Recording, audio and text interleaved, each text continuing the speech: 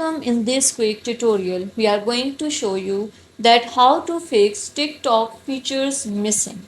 It's super easy and you will make sure you get it right. Just make sure you are logged in and using the latest version.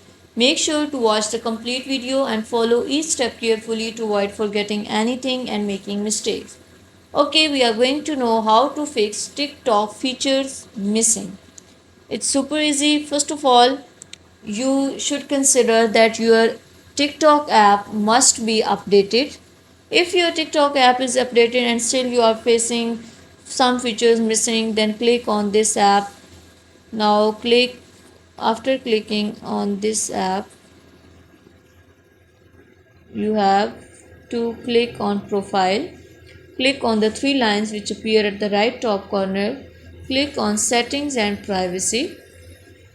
Scroll this bar and you can see here option free up space. Click on this, clear all the cached here, and almost your missing features on TikTok will be fixed and appear. If still you are facing that problem, then you have to reinstall new app, uninstall this app and reinstall new app.